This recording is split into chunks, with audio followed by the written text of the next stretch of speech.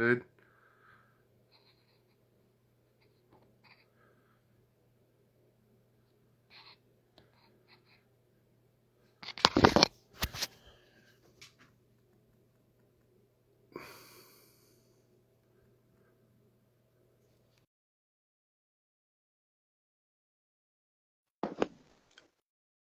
Hey, My boy! uh, Oh, doing good, doing good. Ready to dive into this new same. net That, venture. that went that went a lot easier than I thought it would. I'm glad that went easy. What's up to everybody that's already here? What up, Nick? What up, Mike? Thank y'all for showing up. Man, that means a lot. Oh yeah. So this is the first ever episode. This is going to be a work in progress, of course. Eventually, want to take it over to YouTube. I was not naive enough to not know that you needed 50 subscribers to go live, and I didn't know that either. You informed me of that. I was like, what? you got to get your ID confirmed and all that. So yeah, we're here on IG. It's all good. Building a good thing over here anyway. Got a lot of good people here, so I'm glad to get it started. I'm just gonna introduce myself real quick. My name's Stu. I'm not Stu Hoskins. Uh, I've been into comics since probably 10 or 11, and then into like 14, 15, 16 in the mid 90s was my peak collecting time. That was also when I fell in love with hip hop. So those two things kind of converged on each other. Since my parents were a lot cooler with comic books more than hip hop. I remember my first album was the Dangerous Mind soundtrack, and that was a fight. That was a fight in the Chicken Goodie store. So fell out of love with comics for a bit, never with hip hop, but came back strong, especially with COVID. Really threw me back into comics full bore.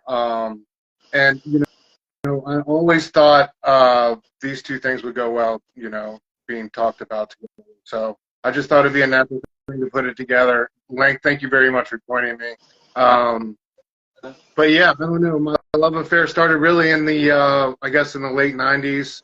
I remember Jay-Z's Volume 2 and Nas's It Was Written being two albums that really impacted me. I kind of got to the second albums before the first classics. Like Reasonable Doubt and Illmatic came after the second albums for both those guys. So, but yeah, that's it. That's kind of like where my love, East Coast boom bap and all that. But I love everything, even some of the new stuff. I have a heart for. I try to always keep an open mind. I don't want to be the old head who hates on everything. I think hip hop's it's a still young art form. It's constantly evolving. So I don't know, having an open mind and finding out what the kids are up to. Ultimately is it's always a fun thing to do. I don't know. It's such a fascinating culture art form, especially for a white kid from the suburbs. So I don't know. That's my little spill. Link, I'll let you do your short intro, and then we'll get into what we've been reading for the week. I'm Link for anyone who's not aware of me. Any people I haven't met. I know we got a lot of usuals. I'm not famous or anything, but I have my. I want to say I've loved comic books. I've been reading comic books since I was a little boy. I collected them before I could really read, and those helped me encourage me to read better. And I grew up with hip hop, but I didn't rebel against it. But it was like I grew up on a lot of Tupac. I was telling you about this, dude. But my mom was a big fan of Tupac, so grew up on a lot of Tupac. As a kid, you want to listen to what you want to listen to. And that since my mom was always listening to it, I guess I like subconsciously was like, oh, if my mom's listening to it, it must not be cool. But I appreciated it later on the line that she put me on to a lot of good stuff early on. But I would say around high school, I was like 14, 15 is when I started getting back into hip hop on my own terms. a significant. I want to, you know, it's an easy one, but College Dropout was so huge for me. Oh, Yeah, yeah. it's a game changer in general. Just it really showed, like at the time, you know, I guess the thug rap was kind of being glamorized. So it was like for someone like Kanye to come out and show that bro, you can dress like a prep, you can be into fashion, you can still be a dope ass rapper. Like that really resonated with me. You know, you don't have to fit into a box. You can do other things. Yeah. And yeah, Real quick, a disclaimer, just right now, let's get this out the way. We all know Kanye's a jackass, all right? We know our boy has been wilding for quite a while now, but we are going to respect him as an artist. before you lost the shit. If we're talking about hip-hop, we got to respect him on the artist level, all right? You know, it's the constant battle, you know, how much the artist in his sins, you know, and you know, the constant struggle. But at the same time, you know, if we're going to talk about hip hop and hip hop legacy, Kanye's going to have to be included in that conversation. So yeah. Anyway, go ahead. Continue. No, you're fine. I know he's a hot topic, but yeah, I've just, you know, I've just been in it ever since, you know, on my own terms. But, you know, it's funny the things you'll pick up as a kid and you'll appreciate, you know, you don't like it as a kid, but you appreciate it later on in life, you know. So it's an interesting journey.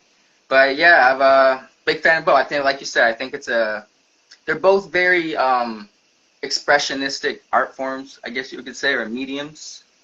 And it's like, I guess it applies to anything. I was going to say, you don't need to really, like hip hop, anybody can be involved in hip-hop. Anybody can be involved in comics. It doesn't matter your background. It might encourage it. But, I mean, I guess that's for anything. But I don't see how anyone could be into country music, you know? But, yeah, that both not to hate on country, you know? I just think you come from... Hip-hop's always had that cool factor. That always, I think, ever since it's been around, people emulated it one way or the other. Yeah.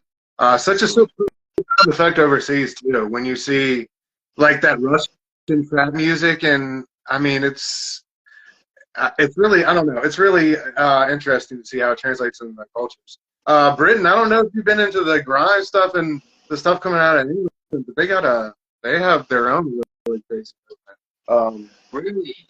Like I'm not too keen on UK stuff. I mean, I'm not too aware. I might have to check it out though. It's like I've heard of is it a style called grime, or is it a rapper called grime? Well, I think both. I think there is a rapper called Grimes, but the style I believe is called grime. I want to say, but I could be wrong.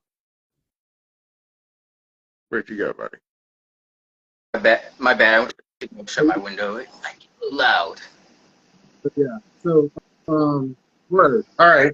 Well, I guess that's good enough for intros. You know, we'll learn more as you know, as we get into it. Yeah. That's wild that you thought Tupac was whack and to rebel against it.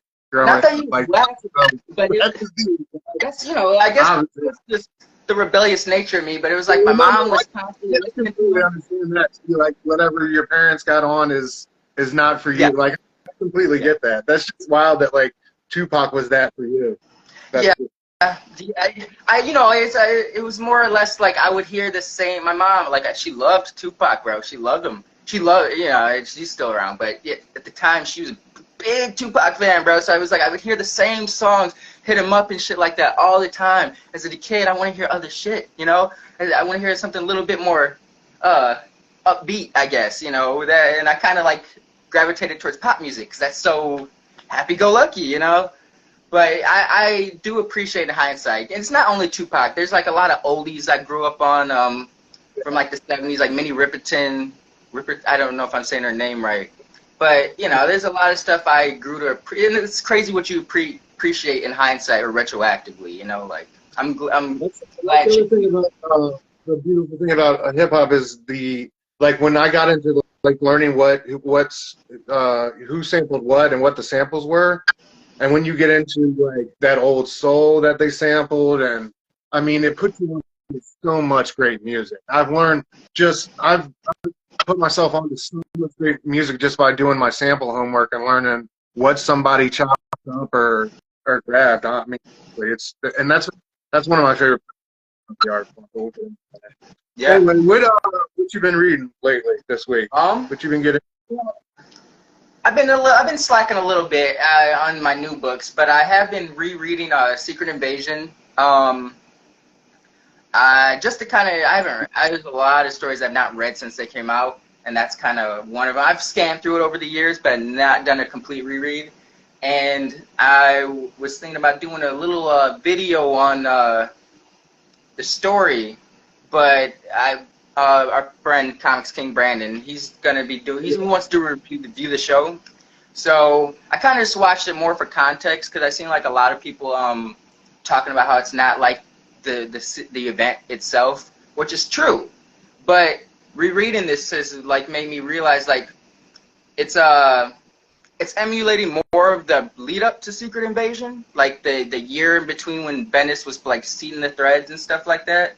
So I thought that was interesting because it still has a Secret Invasion vibe, but just not the mini-series vibe where it's like Skrulls attack Earth, giant battles but so I'm rereading that, and coincidentally, I know our homeboy Robbie is interviewing him right now. Nick Cagnetti, I believe his name is, the creator of Pink Lemonade. But I read issue 1 of that last night. I didn't know he was going to be interviewing him today. Maybe I saw it and forgot about it, and subconsciously that led me to read Pink Lemonade #1. But I read that. That was pretty cool. It's different. It's very What's it about? Bro, I'm not gonna lie. It's like it's very it kind of reminds me of like something like Doom Patrol-esque, like very Morrison and out there But it I got the vibe she was a superhero named Pink Lemonade, but I'll read more and get back to you. But it's very out there, pop art, in a good way. I feel where you're going. What you been reading? So I've been reading a lot of recently new X-Men because I'm reading along with John. John Comes with Kids on Insta got the omnibus, and so Morrison? Your boy Brandon is in the reading group. You ought to get in it if you want to. It just started a couple days ago. But yeah, I encourage people out there, if y'all want to get in this reading group with us. We're reading new X-Men, the Morrison run. Bro. We're trying to do like an issue a day. So Which one? The whole run, we're doing an issue a day. Oh, we started at okay. Started at 114 or whatever, and I think I'm on like 117 now. But man, that's been fun. Revisiting that has been awesome. I forgot how much I loved it. How ruthless he made Boom Cassandra. Yeah, when she goes and like kills Trask after she gets him to activate the Sentinels, like puts her hand up in the the designs were sick too. I love the quietly designs, the yellow. I love Beast particularly. I love like the way he looks. It's just been refreshing getting back into that, man, after so long. It's been like you forget sometimes, I have all these comics on the shelf and single is one thing, but then you're like, oh, you look at all these trades. I'm looking at them now. It's like, how many of these have I truly revisited since I first bought it? And it's just like, I don't know, just nice to go. I got a couple trades of the new X-Men, and then I'm going to be reading the rest visually. But it's just been so nice to go through that again. It's one of my favorite runs of all time in all of comics. That was that Revolution. That early 2000s, the aughts had such an energy to it. The creative energy.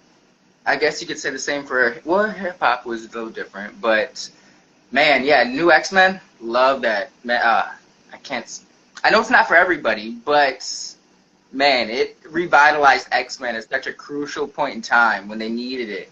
So, I love that. We were talking about in the chat about that Morrison Manifesto. I don't know if you've ever read that, but his big pitch you have to. He wrote that big pitch to Marvel where he basically had read all the X-Men stories up to that point, I think, in preparation for writing it. And, like, his whole pitch is beautiful. He's talking about how we need to make it cool again. We need to make it, artish, and it needs to be, you know, something that, and he went through like age group, like, you know, Yep. young kids can read it, and, you know, young kids, and it was just like, I don't know, I just thought his approach to it was so fresh and unique. It sucks that, talking about like, yeah, artists not being able to keep up. I don't know. Just, but You know what? But it's almost heavy reread. More. Oh, my bad. No, you're good. Go ahead. I was gonna say at the time I remember when they, because I know I don't know, have you gotten to Igor Cordy yet? His issues. No, we were talking about that though. It's so jarring because it's not as I appreciate it more now, but at the time I remember like, man, this is not Quietly. Like, who is this rough guy? But I think it adds to the flavor or the feel of what Morrison was going for at the time.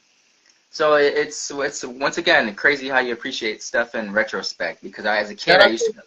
Daryl, Read Your Comics was saying something like he had that artist. What's his last name? You just said it. Not Igor Cordy. Igor Cordy? Yeah, Igor Cordy. He had other work at Marvel, like either at the time or right around that time. That was good quality, but he just got pushed in, boxed in, because he had no time to really get anything quality done by the time he, I guess, whatever the work was to get to finish up or whatever. But that's got to be a tough decision, man. Especially when you know, like, you get a call and you're like, you know, I know there's nothing I can do that's really going to be harmonious and making this transition work. Like, I'm just gonna, like, that's got to be a crappy position. Because I feel like no matter, you know, sometimes how good your style is, sometimes when it's those artists, sometimes it's like, even no matter what the handoff is, or who you're handing it off to, it's always so jarring. No, that's always. I don't know how they did that right yet. I know artists get backed up, but like those missing deadlines and like the gaps in the artists and stuff. I wish they would do a better job too. No, absolutely. I know with Morrison, I know it got worse towards the end of Morrison's run on New X-Men, but I read that he was famous. Morrison was famous for like turning in scripts at the last minute, just so there's less editorial messing around with, you know, editorial only. So, what is it? Wasn't he trying to give Quietly time? Like, I think he was. Hold on one second. Was it? Yeah, I think he was like trying to give Quietly time, wasn't he? Like, wasn't he trying to campaign for Quietly? I haven't read that. He might have been. They're a famous pair and they work quite well together. But, you know, Quietly has never been a monthly artist. I've never seen anything where he's going to go longer than like 3 issues before he has to take a break. Yeah. No, you're good. No. What was I saying? I lost my train of thought. My bad. Yeah, I think. He's one of those, like, you gotta like get it all in advance, because I don't think monthly deadlines. But anyway, besides that, besides the new X-Men, I picked up the Jim Brugg True Crime Funnies, and this was one of the shop owners went down there to Heroes Con and got a bunch of these signed, and I didn't even realize it. Yeah, that's dope. That was a really nice. Hell yeah. Yeah, I was like, I called the shop afterwards and thanked the owner, like, I was getting it. Yeah, I got Eddie P's Crypto Killers #2, of course, and then they had I had to do some back issues. I got a Sienkiewicz Human Torch variant, just because I love Bill. This isn't like anything super crazy by him, but I just love Bill, man. Oh, is that Sienkiewicz? Yeah, Sienkiewicz. Thank you. You pronounced it much. I'm just taking a stab at the dark, bro. I mispronounce stuff all. I've known of Thor like almost all my life, but it wasn't until a few years ago when I finally learned how to pronounce it. So, you know, I'm always just taking stabs at the dark. Yeah. Pronounce what? What's that? You said you learned just pronounced what? Thor's hammer name, the Mjolnir.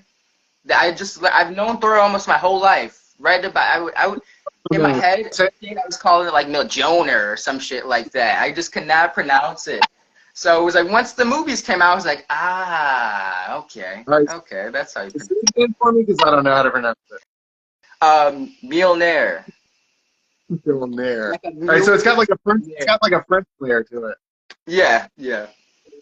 All right, good to know. I got some John Byrne Doom. Oh, is that John Byrne? FF? Yeah, I'm sure this one is. Nice. I like that. Oh, She-Hulk. Yeah, this one's got a killer first page, opening page that I shared the other day on Instagram. And I got with the Doom reflection. I got a double of this somewhere. But I just love that. This one, Cartoonist Kayfabe does Christmas in July and the last weekend in July, I think, but I do it pretty much all month long, where you put your double or your extra copy comics or whatever in those little lending libraries that you have around your neighborhood. We got one right down the street. So I got a double of this bad boy. This is only $6. I'm gonna give it to. I'm gonna put it in the pocket. I try to always throw in like a pretty cool thing or two. All right, and then they had a July 4th sale. It was half off on these, and I got the Black Hammer library. Yeah. I gotta hop on. I've heard it's great. I've not read any Black Hammer. I've heard great things about it for years, and have just never taken the time. This another book. I was like, I read the first like 10 pages. I was like, man, I have completely forgotten about pretty much all of this. But yeah, I love the great pulpy feel of it. Yeah, it's that like old school strip. I don't know how to describe it, but it feels like straight out of the pulp comic books, and they're all trapped on this farm together and trying to figure out basically how they can get out of there without dying. And they all have different superpowers, which some are working, some aren't working. You know.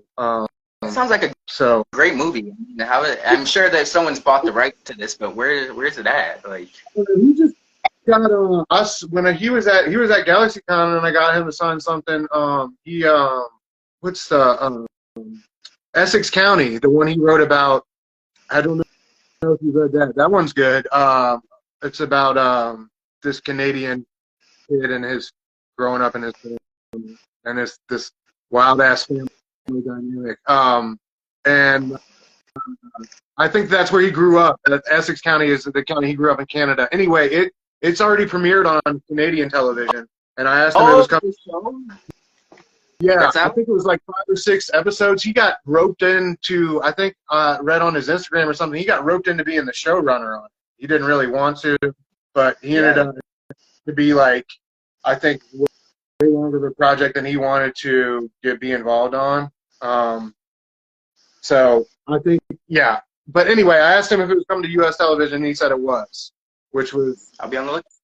Yeah, which is good news. But I still haven't watched... have you watched Sweet Tooth Season 2? I have not, and I really, because I read Sweet Tooth like maybe around summer 2010, and it was cool for what it was. I was never the biggest fan of it, but when I read it because it reminded me of Fall Out Boy. Do you remember Sugar We're Going Down, the music video? There's like a kid he looks almost identical to the Sweet Tooth kid, and that's what made me interested in the comic when it was being promoted. But the show came out, and I really loved the first season. Like, I was surprised by how much I loved the first season. So I was like, I remember thinking to myself, like, man, when that second season comes out, I'm going to be all over it. And I know the second season has been out, and I've just been backlogging it. I got to get better. I'm watching that. Dude, I'm like, I have like all but the last 2 episodes of Last of Us. I watched like all but like the last 40 minutes of Peripheral on Amazon. Like, I don't know. I was talking to my coworker about it, and she's like, or he was like, "What do you think that says about you?" I was like, all right, fair. Optimistically, I do that a lot. Oh my God. No, you're good. The show never ends if we never finish it. So it might be over for other people, but the magic never ends for us if we don't complete it. So It's that's like how I look at it. you complain all day long about nothing being on, and it's just like, I don't. That's a So, struggle. yeah, I don't know. It is what it is, but I don't know. I was trying to think. Oh, speaking of Secret Invasion, did you watch the new episode that came out today? No, I guess I did. Folks who haven't, but you did? Oh yeah, spoiler free. Yeah, what were your thoughts?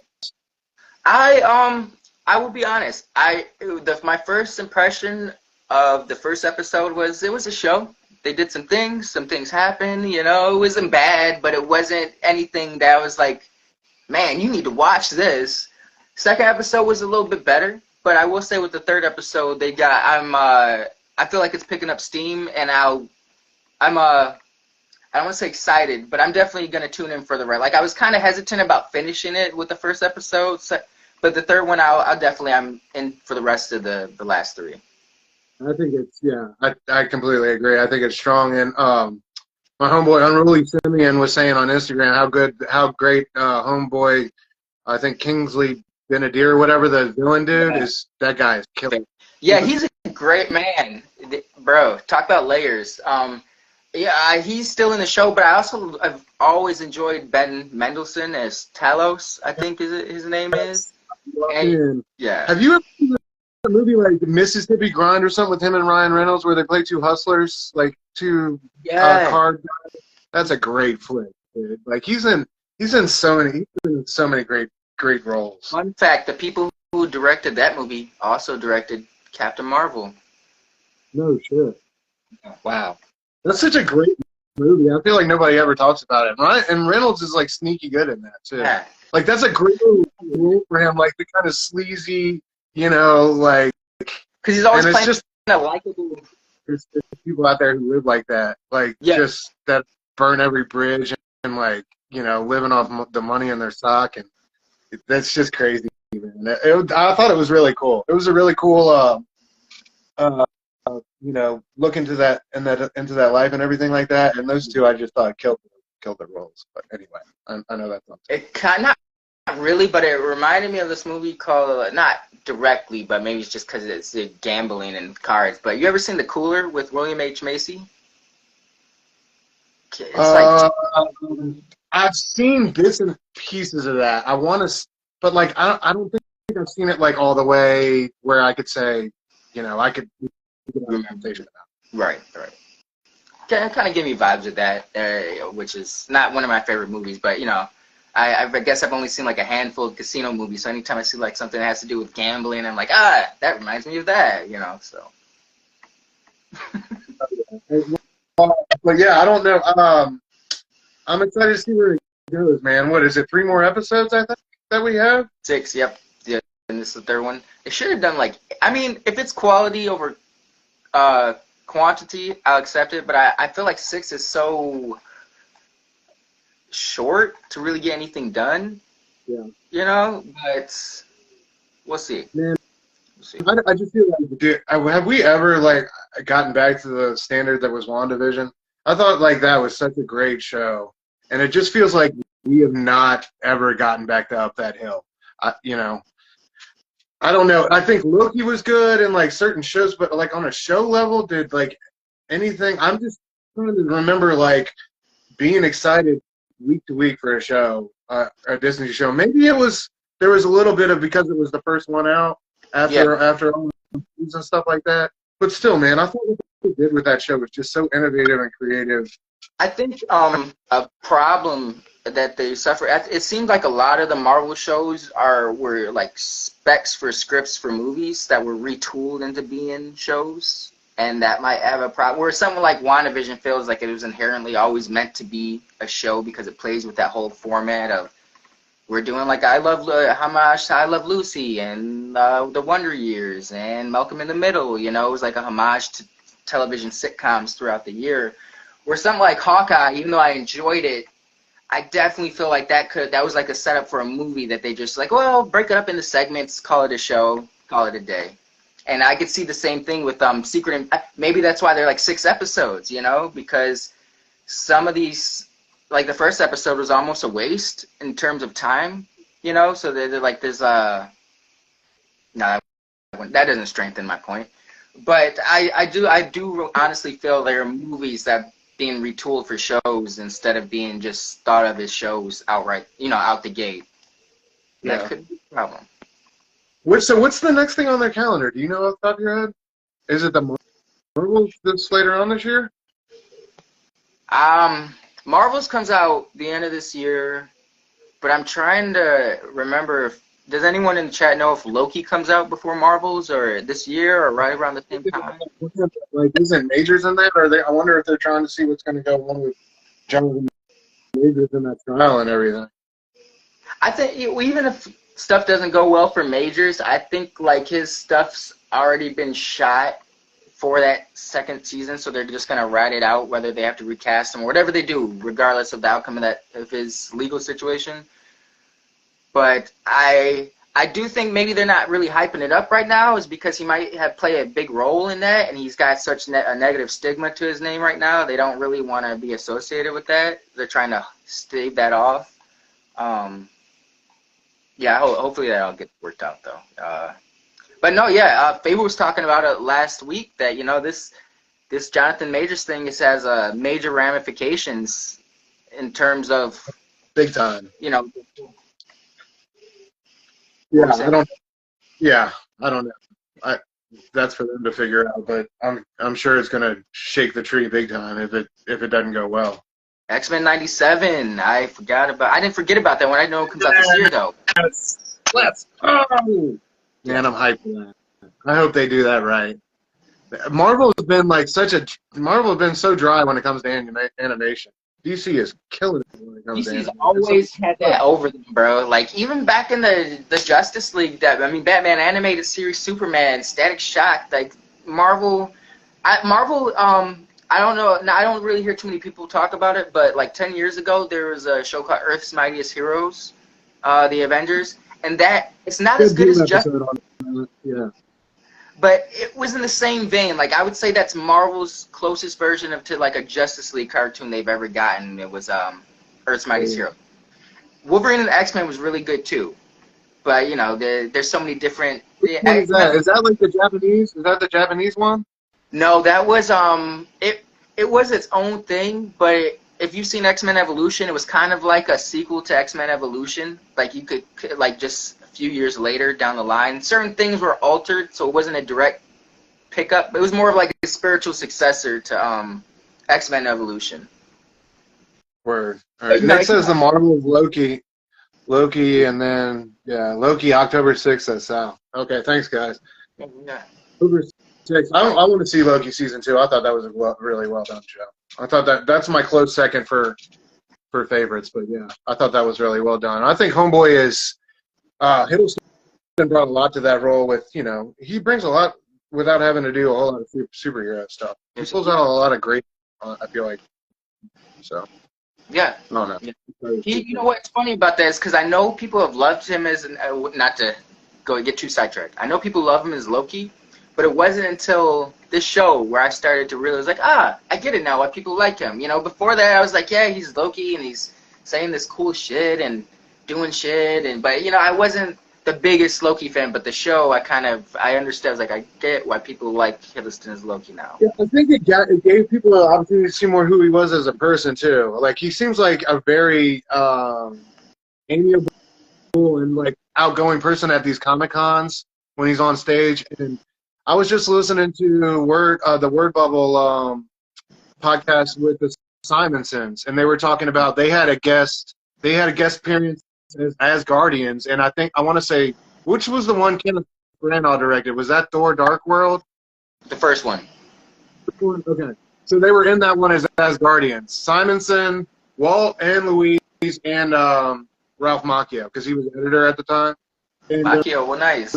They all Louise went on and on about how Tom Hiddleston took time to talk to her, and he showed her all these how he had learned Loki's fighting style and all these moves he had been shown, and how he kind of built the character out of that with the knives and stuff like that. I was I don't know, she had all these really nice things to say about Tom Hiddleston. Yeah. I don't know. It was kind of cool. I always like. It's always nice to hear like, and they said him and Kenneth Branagh, where like Kenneth Branagh was like the professional, like. You know, I believe it. so, I don't know. Nice to hear stories like that about actors or people in these positions where you get some type of glimpse that they might be halfway decent. Yeah, it's refreshing to hear. Like, the money hasn't gotten to those sons of Yeah, I think that helped Tom a lot. Is because he was just kind of stuck in like the supporting roles. I feel like up until and even though Loki is kind of supporting role, he's really turning it into his own thing. Have you ever seen a picture of him? He auditioned to play Thor, but there was like an audition video of him floating around out there. Bro, so jarring, Like, he was on a talk show. I forget who it was, and they pulled the video up of his audition tape when he's swinging the hammer, and it's like, what is this? Like, it's not my Thor. They made the right call on that one, man, because it was brutal. It was brutal. Yeah, I seen that. That was wild. I wonder who else got auditioned for that. I don't know. That's curious. But yeah, we'll see. I don't know. Interesting. Kind of I guess an uncertain lineup to end the year on for that, or I guess to finish the year out on with. But we'll see what happens with Marvel. I don't know.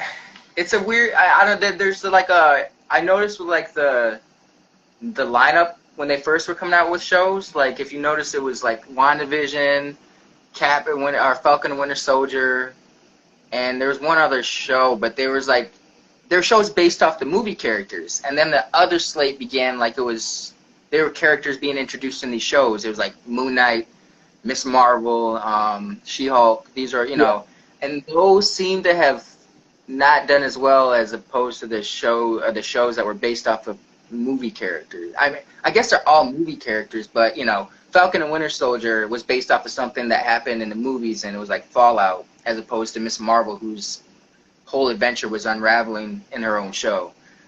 I think they should have done like more of a balancing act in terms of like, we have a show for like some movie characters, and then we have like a new character. Then we have like a show for like movie character, new character, instead of like new character, new character, new character. Yeah. It seems like that's what they're struggling at. The fact that they turned a talking raccoon and tree into like household characters got to their head, bro. They're like, we can do anything. We made them cool, so it's not the case. I don't know. And Feige said something. I watched that Feige and Favreau like anniversary 20th. Or not, whatever anniversary it was of the Iron Man, and they sat down and had a talk together about it. And Feige said something about how they got the formula from Favreau about how there had to be humor, how it had to be funny, not take itself too seriously.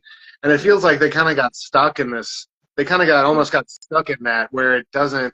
And I think that some of that kind of got exposed with some of these shows where it's like that doesn't always work. Like, and sometimes it's too funny and too jokey and too like all over the place. They're almost stifling creativity for some of these things because they're stuck to such a rigid blueprint, I guess you could say, for how they build their movies. Where it's gotta have humor here. We'll have a serious scene. We'll have some action. Get some laughs. They follow the same formula for almost everything. And even though it's successful in a lot of aspects, like I said, there's a lot of creativity that's out the window because they're so stuck on that blueprint that they want to follow. Got to revise it, Feige. Now's the time. I don't know. I don't know if they'll. I don't know.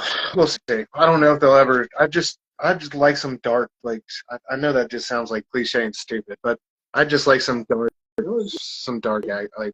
But especially from Marvel, man. But we'll see. I don't think that's ever going to happen completely. All right. Yeah. How did you? So how you feeling about the other major event going on, the Ultimate Invasion in comics? Did you like issue 1? I did. I think I said I love you, Hickman. I love all the Ultimate Universe. I love you, Marvel. But that first issue did not warrant that price point for any cover or It was like $7, $8 for the. It was like not the. I don't know. It was very pricey. It didn't warrant. And more pages, Marvel. What's going on with you guys? But it was solid enough. You know, I think it was cool because, you know, I said, I might have said this earlier, or people might have seen me say it, but I think it reads fine on its own if you're not familiar with what's going on. Like, you can pick up the first issue and get an understanding of where the story's headed. But at the same time, like, if you've been following Hickman, or you know you've read a few Hickman stories, or you've read some Ultimate stories, there's a lot of payoff with that as well. So I really enjoyed it. It wasn't the biggest banger, but it's enough to be, you know, it's like put on like a old comfy pair of pants, you know, like, you know, they might not look the best, you know, it's not, probably not, but it feels good. It feels Nick good. said it was. Nick says it's $8.99 for a cover A. That is nuts, dude. Jesus, I was being kind. Yeah. Man, I did not think what's his name brought it on the interior art. You know, I thought it was like it felt halfway mailed in at some points. But I like where the story's going. I thought that was cool enough. My favorite part was that moment with Miles. That was cool. Do you want to come home? Nah, I'm good. Yeah, I'm good. I would want somebody to invite me if I'm like, I don't know. That was just a very, like, for all his wild ass plans and stuff, that was a very human moment for me. But yeah, man, $9 for a comic is crazy. And DC be on that nonsense too with the Brave and the Bold, where, you know, they're asking $8 or something like that. But we're giving you 4 stories, but, you know, and it's good. Don't get me wrong, it's been solid, but just like when are we gonna say is enough? And, you know, I don't know. Yeah, it's crazy. It's funny you bring that up about Hitch, is because I appreciate Hitch's artwork, but I agree with you. It's not his. There is like, once I personally think, like, he did Fantastic Four with Mark Millar.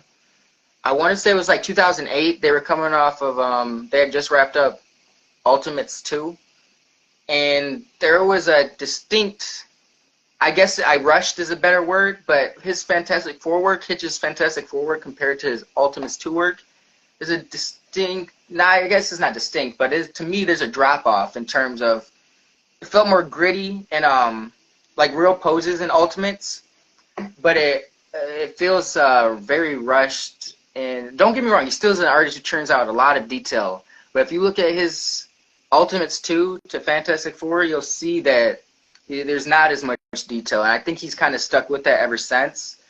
There are certain panels that reminded me of his earlier Ultimate work in Invasion, but I do agree that it wasn't a career highlight. You know, that's not someone I'd be like, yo, look at this Hitch work. Yeah, I probably recommend. We should have been talking and posting about it. You know, for like all the build up, especially for *1, it should have been like mind-blowing splashes and all. Yeah. Like, but it was very underwhelming, I thought. Yeah. But it's still great to have Hickman back, you know. Yeah. So how long is this supposed to be? Do we know? 4 issues, I believe, for Ultimate Invasion. I could be wrong, but the big setup mini, and then he's gonna write like more Ultimate stuff. Well, so far they're only saying he's doing the one shot that's gonna kick off, I guess, the new Ultimate Universe. But I wouldn't be surprised if he's like kind of like what they did with X-Men, like he's the curator and he's like shepherding the universe, and he just has other writers writing different titles. Yeah. They said worked with him for X-Men, so I wouldn't be surprised if they emulate that same model for Ultimate Universe. All right. Well, I'm looking forward to it. We'll see, man. I thought it was cool. It was a cool way to end it. I like that he's just like see his plan when he went and killed the spider, and that was cool. It was cool to kind of get his insights. Yeah. So I guess that's his idea. What, he's going to go build a world, and he's going to stop all these guys. You know, he's going to build a world without any. Is that his end game? I'm so confused because there's so many questions. Like, does the old Ultimate Universe still exist? Is this just a new universe based off the old Ultimate Universe? I don't know. What is his end game? I mean, maybe so I guess it's like one of those things where it's like the universe will always correct itself, where he might have tried to create this universe where he stopped Spider-Man from being created, but Spider-Man's such a constant that just because he stopped Peter Parker from being Spider-Man doesn't mean there wouldn't be another Spider-Man. And so maybe it's like a chain reaction where he's like, he thinks he's stopping the creation of these heroes because they'll get in his way, but he's really just changing it and prolonging it, I guess. Yeah, a lot of questions. So I don't know. I know that moment with Reed when he was walking into the whatever, the Stargate or whatever, and he was about to say, if you could do it all over again, would you? And Reed thought about it, man, and he answered, I know, like, what did he say, yes or no? I forget how he phrased the question. He said yes. He basically said, yeah. That's going to be a huge, I can't wait to see how that comes back around, because I know that's going to come back. And yeah, you could tell the maker was pissed, bro. He was like, I'll keep that in mind. And he walked off. You know, like, yeah. I can't wait to see, what he does with that. But yeah, man, it's cool to have Hickman back. Yeah. I'm happier with, for all the momentum and books I've loved out of DC, I'm happier with what Marvel's doing this summer than I think the Night Terror so far. But we'll see how that goes. DC I don't know. Events, I feel like DC is kind of shooting themselves in the foot right now. I feel like they have a good thing going with a lot of solid titles. If you don't a DC thing, I feel like you could largely call it success. Right.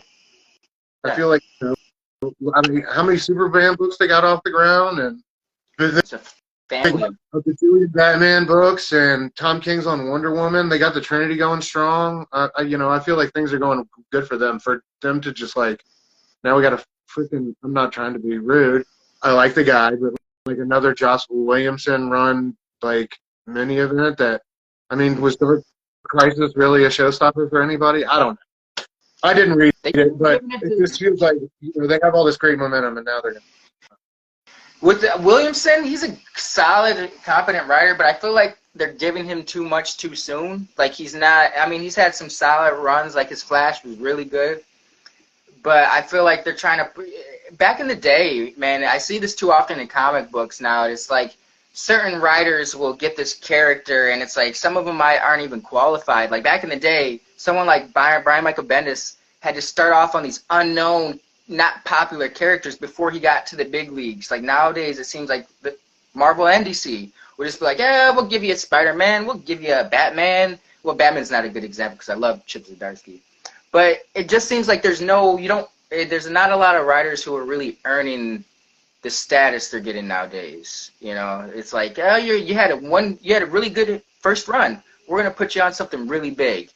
It's not how it always works. You gotta work your way up. You need to get back to that.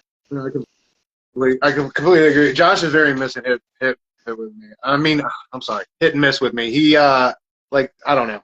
Some of them have been on point. I think he's better when it's a smaller story. I don't know when it's more. I don't know, drawn out. But then again, I don't know. Dark Crisis didn't seem to.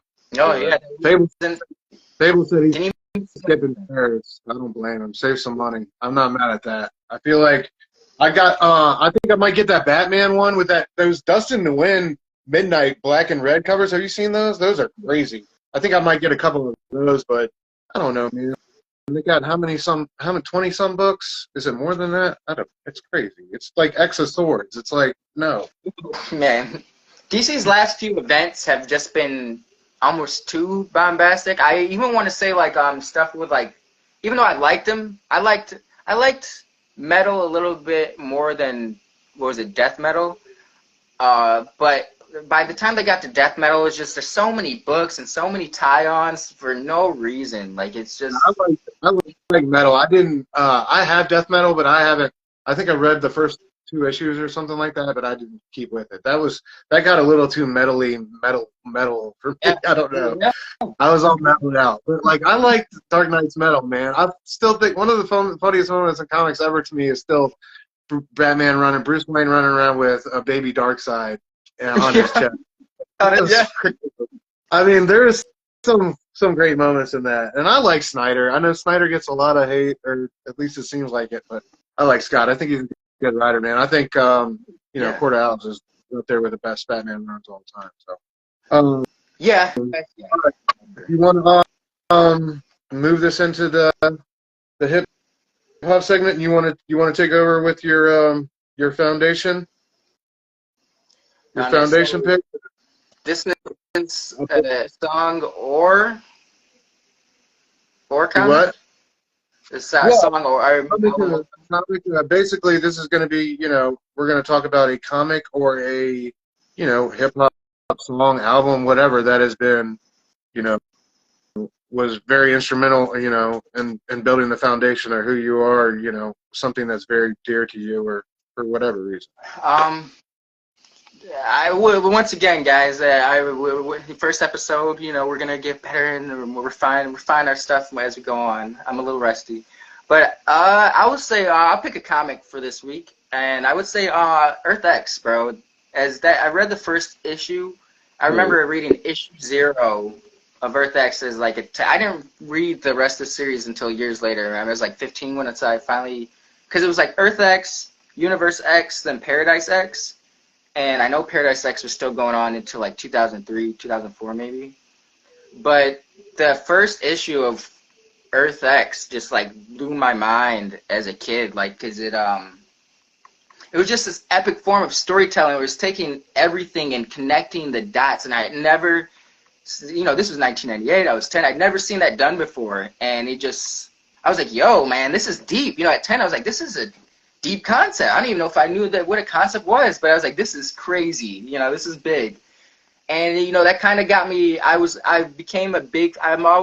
appreciate alternate universe or Elseworld stories, because with the big two, they have to stick to a certain status quo, that people are familiar with the character. And so there's only so much they can deviate from that sometimes. And with the alternate universe story, you can really do a 360 and do something you never see in a regular comic. So that Earth X, I saw a lot of cool stuff with that, and that was started my love for alternate universe stories and seeing how things could be different. And I was like, oh, because in this world, Jean and Scott, or not Jean and Scott, but Wolverine and Jean were together. So I was like, I was a big Wolverine fan, my favorite hero growing up. So I was in the cartoon, he was always getting shorted. So I was like, he finally got the girl. So I was happy to see that, But yeah, Earth X. I've always found that that overweight fat Spidey was me, the fat Spider-Man. There's a great Alex Ross sketch somewhere out there on the internet where he's down in a Spider-Man stance and his belly is hanging. I'm like, man, I'm feeling this dude's pain right here, so much, dude. That would be me if I was doing the threads. That would be me all today. Dude, that was great too, though, man. As you know, I'm a big Alex Ross fan, and that was really cool to see. I hope they revisit that in some type of way. There was some really cool designs, some really cool clips. I hope that Marvel, isn't scared to do the Elseworlds, or at least do some type of Elseworld Black Label type deal, where DC does, where you're not afraid to tell some Elseworlds type. You can get darker type stories like that, or not even darker, just different different alternative universe. I don't know. I know Zdarsky at that point was talking about trying to get What If. I think he's a big What If fan, and he was trying to get it back up off the ground, but I don't know if that's gonna happen. So. What was Spider Shadow? Did you read that one? Spider Shadow was a little mini series where he basically, if Peter Parker gave into the symbiote and started killing people, it was pretty badass. There's one episode where I forget who the first villain he kills is. I think it's Shocker or Million. I forget, but it's pretty brutal, man. It's a good tale. That's a nice little what if story. Yeah. I think they could, that'd be kind of cool, because I know in the past, what ifs were always kind of, not all the time, they would have multiple issues sometimes, 2 to 3, but for the most part, it was one and done in an issue type of story. I thought it was cool what Zdarsky did with the idea of the Spider Shadow, where it's this is a what if story, but it's an arc, it's a whole. I think they should do more of that. You have single issues, you have whole arcs. Yeah. What If is a comic. Maybe they need to rebrand it, but you should have a comic of What If going on all the time. It's like, as a kid, man. I mean, that was like one of the things. Like, that's a great. What if it's like just a great comic to see on a newsstand or a spinner rack and grab. Like, those are the curious titles. Sometimes they're not like very big leaps off of. Sometimes they're like storylines that happen like 2 years later. But sometimes I don't know. Sometimes it's really cool what they can pull off. But yeah, I really wish they would bring that back. That's a really cool form of story that I miss. I miss that. I have a bunch of them from like the 90s. I don't remember one where I saw Dr. Doom was like, what if Spider-Man had kept his cosmic powers and he had been like the cosmic Spider-Man? Do you ever remember that? He had a pretty cool outfit. No shit. I think I don't have all my comics, but I believe it's an issue. It was I think it was written by Dan Slott, if I remember it correctly. But it was like what? Yeah, I think I might not be remembering correctly, but it was what if Doctor Strange or Doctor Doom had become the Sorcerer Supreme? Yeah, nice. Hell yeah. Yeah, dude, it's really great. All right, I'm gonna get my stuff up here. All right, this was called Back Issue Bangers. This is where we pull out a comic from the past and we take that moment in time and look what was going on in hip hop. I want to quick before you dive into that, Stu. What's the foundation for you? Oh man, album or comic? All right, just off the top of my head, since we were just talking about it, Jay-Z's Volume 2 with I don't know if you're familiar with it. It had Hard Knock Life on it. Oh yeah, Money Cash Ho. That was like, man, I remember wearing that out in the Walkman. That, and I was gonna say when you were talking about early 2000s, like what was going on in hip hop with X-Men, DMX, bro. DMX was running things around that. I remember right around that time. I think he's one of the only rappers still to go. I think maybe the only rapper to go platinum twice in 1 year. When he first came out, It's Fucking Hell Is Hot, I think, and First Blood on My Blood both came out in the same year. Both went platinum. But man, I remember the first time I heard was on the way to a football game, away football game. I hadn't heard him before, and my boy had the CD. I hadn't got the CD yet, and he let me borrow it. I remember putting it on and like first hearing that growl when he came on, dude. It's Dark and one of those albums, and such a great album top to bottom, man. Very few skippable songs. So many bangers. And then the follow-up wasn't bad either. Flesh My Flesh, Blood on My Blood. But I think just off the top of my head, the foundational, like those two albums were like early on in my hip hop days. Like those two were like two of the ones that I was banging early in, for sure. Respect. Thanks, man. Yeah. Rest in peace, DMX, dude. One of the best to ever do it. There is a great video on YouTube, if anybody wants to go look it up after we're done here, of him at Def Jam ended up making a live album about it. He's at the Apollo. It was like the whole Def Jam roster, and it's like one of the best live shows I've ever seen in hip hop. The DMX, I think, at the time, I think he got songs from the first album, but it is absolutely amazing, man. It's electric. He brings out the lost money, power, respect.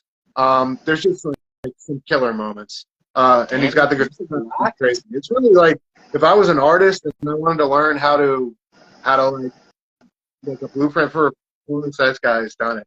I don't know if you've ever seen that there's a great clip, that LeBron show that he has at the barbershop, and Jay-Z's talking about going on tour with him and the Hard Knock Life tour or something like that.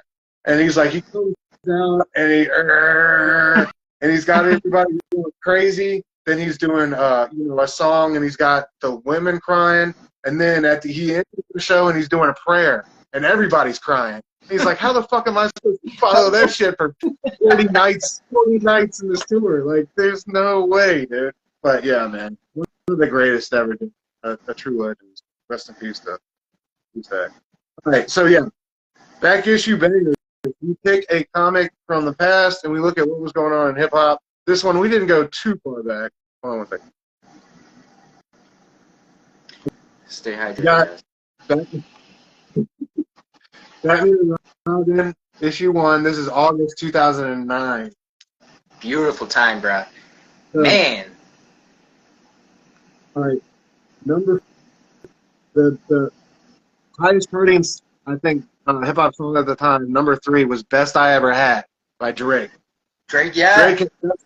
Drake had just come out with the "So Far Gone" mixtape that year, so it was Drake. Bro, I remember the first time I ever, it's not that this is completely random, but I remember the first time I ever heard "Best I Ever Had," and I was with a friend, and I hadn't seen Drake at this point, but because it was at the end of the song, he's like "Young Money," and I knew that was associated with Wayne, and it had like an auto-tune quality to it, so I was like, he's just trying to sound like Wayne. I was like, what is this dude, like a Lil Wayne clone? And my friend was like, actually, kind of looks like you. So I didn't believe it, but because I guess it was a joke that all mixed people look alike. But when I saw it, I don't look like Drake, but I guess, you know, the dark hair, light skin, similar features. But when I heard the song, I was expecting like a Lil Wayne copy, and I got like this light skin squint, you know. Yeah, he's I don't know. Drake's great, man. The guy's talented. I'm not gonna hate on him. I remember I was working at Ruby Tuesday in the kitchen, and this is how, like, I was like the guy everybody went to make, like, I used to make mixtapes and whatever, mix CDs, whatever. I could kind of size you up and make you a CD, and it wouldn't miss. And I remember, this is how I knew Drake was on. I remember the guy's name was, he was like the toughest dude, one of the hardest dudes I've ever met. He came up to me one day, we were Outback. This is when I still used to smoke. We were Outback smoking cigarettes. He came up and he's like, yo, I need you to make me one of them new Drake CDs. And I was stunned, dude. I didn't know what to say. And I was just looking like, he's like, that gonna be a problem? I was like, no, man, I got you, no problem. Whatever. But dude, I remember you one time, I was like, dude, Drake has permeated the culture, man. Like, if dude like Suma's, you know, and I think that's the thing, is like everybody listens to him, like, you know, sometimes, you know. Yeah. I feel like there's a Drake song out there for me. Yeah, so also on the Hot 100, just in general, Black Eyed Peas with "I Got a Feeling." So the biggest rap album in 2009 period was "Relapse" by Eminem. That was yeah. M was just coming back out. I didn't like "Relapse" that much. "Crack a Bottle" and 3 a.m. were on that. My joint was "Recovery," I think. Did "Recovery" come out after "Relapse"? Okay, yeah, I remember when "Relapse" came out and not being too. I was like, bro, you've been gone for how long? And this is your big come. I was not a bad album, but I feel you that I prefer "Recovery" over "Relapse." Like, I think there's something he missed with "Relapse." Yeah, "Relapse," I felt like it was too much of, like, still trying to do that old Slim Shady like right. nonsense. I think you really got honest. I remember "Recovery" had like a great song with the I'm Going Through Changes song with Ozzy Osbourne. And we was talking about Proof Dying, and I just feel like he really, like, when he was coming out of, you know, that place in his life when he made "Recovery," I think it made for better music. I think "Relapse," he was still trying to be somebody he was not. So something he had outgrown at that point. You know, music had changed. And people, it's kind of like whack. It's kind of whack today how people like act like that dude is not a legend. Like, people need to. I find it crazy that people like to talk shit about him. I'm like, whoa, bro. Like, Drake, I get. You know, Drake, he's a legend in his own right, but I get it when people take jabs at him. But Eminem, I'm like, how, bro? Like, people really try to clown Eminem, and I don't. Maybe it's a generational thing, you know. But there's a whole thing where I've heard a few people say, no one plays Eminem stuff in the clubs. Well, for one, I've never been a big club person, so I don't give two shits about that, you know, of who's playing what in the club.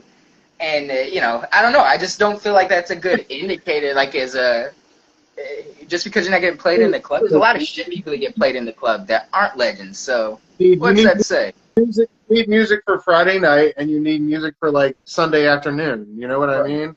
I just want to shout out, Big Herm said, Relapse was good, but Recovery was a masterpiece. Facts. Mike said, I seen Eminem at a concert at Jones Beach right around when 8 Mile was out. He put one of the best live shows I've ever seen out. Nice. I would love to see live. I bet he is. Yeah. Anybody who takes the time to do the band and like really put a production on instead of just having a DJ and like a portable backing track, like, you know. Gotta respect it. I'd love to see him. But all right. What else? We got Loso's Way by Fabulous. The only song I really know off of that is Throw It in the Bag with The Dream. Everybody was doing a fucking remix to Throw It in the Bag, bro. Wayne probably had the best. MF Doom, Born Like This came out. Great album. Method Man and Redman's Blackout 2. Most Def, Static. Kiss, The Last Kiss. Your boy Kid Cudi with his debut, Man on the Moon. That was his first one, right? End of Day. Yeah, Day and Night and all that was on there. That came out like a couple months after this comic book. I think in October. The album of the year on a lot of lists was Raekwon, Only Go for Cuban Linx 2, and I think I would agree with that. I don't think I heard that one. Man, what's a hit? The highly anticipated follow-up to his solo debut he had with Ghostface. He had a lot of great production on there. He had production from Alchemist. He had production from Dre. He had beats from everybody, and they were all fire. He had great guest verses. He had like little 1 minute 30 interludes. He had one. It was like you could hear the crack hissing in the background. Like it was like a whole. He really put it together. It was a whole theatrical production, top to bottom. So I definitely think Only Bill for Cuban Linx definitely be. Anyway, the other two songs that were close to best I ever had were Ice Cream Paint Job by Duro. Ice Cream Paint Job, yeah. Not for nothing, but Lil Wayne, when Lil Wayne got on that on No Ceilings, which also came out this year. Lil Wayne on the Ice Cream Job. 09? Yeah, he was on. That was on. Yeah, No Ceilings came out like 2 months after this comic book did. Okay. Yeah, they came out like in October, I think. This came out in August. So, and then You're a Jerk by the New Boys. You remember that? You're a jerk. You're a jerk. The dance and all of that. Jerk. Yeah. That's what we were on in 09. We were on some bullshit. The mixtape. I looked at the mixtapes. So the mixtape game was strong. So Far Gone, Drake's tape. No Ceilings came out in October. J. Cole's The Warm Up, which I remember bumping constantly. That was huge. That's how I first got on to Cole. Yep. That's the one that got Jay-Z's attention. And then How Fly, Currency, and Wiz. Such a great tape. I don't know if you remember that one. Forgot about Wiz, bro. That's what was going on in summer 09 in rap, man. 09 was a good year, bro, for music, to movies, comics. You had, what was going on? You had Dark Reign going on for Marvel, which I think is a very interesting, underrated era for Marvel. Even though it was only a year, it seemed like it was longer than that. But, it's like that whole, in Civil War, you had heroes fighting heroes. And then there was all that mistrust going on with Secret Invasion. And then right after Secret Invasion, Dark Reign popped off where, like, the bad guys were running shit. Bad guys were running around posing as heroes. So the paranoia at this point was super high. It was just like, damn, bro, we couldn't trust heroes or people at first because it could have been a Skrull. And now you got villains posing as heroes, acting as heroes. Heroes are still considered vigilantes on the run. Interesting time, bro. Then even with I'm mad I missed out on that originally. Like, I'm mad I was asleep. Nah. But I don't know, that's what Vegas did before. But yeah, I'm mad I wasn't there for like every beat of that. That's dope. That's another dude who gets hate, who doesn't deserve it is Bendis. People need to calm down with that. Like, I feel like that dude gets a lot of hate now. Bro, I know his DC is cold, and he didn't really do anything like nearly what he did to Marvel, but man, that dude was, come on, man. Like, without him, what is Marvel since 2000? I don't think I've ever known anybody that was in a position like Bendis was in terms of being like a key architect for damn near 20 years. I can't think of anybody. He's had one of the longest running Spider-Man tenures. Debatably if it's your favorite run or not, but it's some of the biggest hero right now, Miles Morales, Bendis creation. Luke Cage got a resurgence because of Bendis. Jessica Jones became a thing because of Bendis. There's a lot of stuff that Bendis has done that people don't even connect to him. He put Jonathan Hickman on. Jonathan Hickman's first Marvel comic was co-written by Bendis, The Secret Warriors, and it was a book that was always set up to be Hickman's, but Bendis just kind of was like, yo, I'll help you write that. I'll just slap my name on the first 6 issues because his name was a selling point. You know, no one knew who Hickman was when Secret Warriors was coming out. So, you know, Bendis has done a lot. He's put people on, created a lot of great characters, a lot of great runs. New Avengers, I love. That's one of my another favorite run of mine. Yeah, Ben, you know, like you said, when he got to DC, certainly not his best work. It's not terrible though, but I do remember being distinctly disappointed because Tomasi was doing some great things with Superman at the time, and Bendis came on and was like, fuck that, you know. He still deserves. He's on the Mount Rushmore for me in terms of comic creators. He's or maybe specifically modern comic creators. You know, he's on the Mount Rushmore. But Bendis has done a lot for the medium, and it's just crazy how people just it's the same kind of thing with Claremont. You know, yeah, his writing style doesn't really fit for today's times, but he had a lot to do with bringing people into the world of comics, or like creating these legendary runs. And it's like it might not work now, but you got to respect what they did for the medium at the time. For sure, man. Especially somebody like that. Let me check out these comments real quick. People talking about Only Built for Cuban Linx. Now, Link, are you familiar with Only Built for Cuban Linx? The first one? I might have heard something from it and never realized it was Raekwon. Super classic. And guys know, Mike, I don't think there is a bad song. And Verbal Intercourse, my God. The Nas verse on Verbal Intercourse is like one of my favorites. So, Link, that should definitely be a listen this week. Like, when you get around to it, Raekwon, Only Built for Cuban Linx, you should put that particularly, like, particularly anything, but yeah, I gotta agree with the guys. That was when him and Ghost were just like pretty much on, you know, every song together. It was great. That was like people said, the Hyder Rivers production. There really isn't a bad beat. The Hyder Rivers, okay, respect that. That's a classic. What else is on there? Criminology. Incarcerated Scarfaces, Rainy Days, Guillotine, Swords. Something quite crazy. Anyway, all right. You want to do this last little thing where we guess what's in who, and then we wrap it up? Yes, sir. I got the random character generator thing on the internet. Hold on.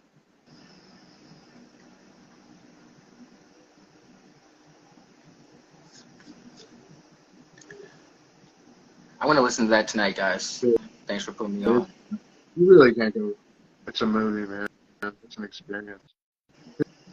The samples, like, I just remember being, like, as a kid, just listening to those kung fu movie samples and just being so transfixed. Like, where did he get?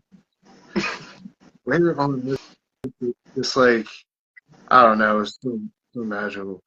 I just love how those guys have never been afraid to be different and raw and like holy themselves. Like, shit. Watch the show on Showtime. Everybody keeps telling me to. Everybody keeps telling me to watch that show on Showtime, the Wu-Tang show. Oh, I think I seen it on Hulu. They might have it to stream on Hulu. I didn't finish that. I gotta finish it because I like hit or miss. I think his name's Shamik Moore, but he's the actor who voices Miles in the Spider-Verse movies. But he was in this movie called Dope that came out like 2015-16 by Rick Fuyue. I cannot pronounce his name. See, guys, I read shit and I still can't pronounce it. But great movie. He plays a character in it. He was a little corny, and that kind of made me not finish it. But I'm going to go back and finish it because I had a good cast. Good cast. All right. Here we go. The Killer, okay. All right. Nick Fury and Juggernaut. Ooh. I'll let you go first. What is Nick Fury listening to? Nick Fury. Nick's been around for a while. He seems like a Johnny Cash man. Johnny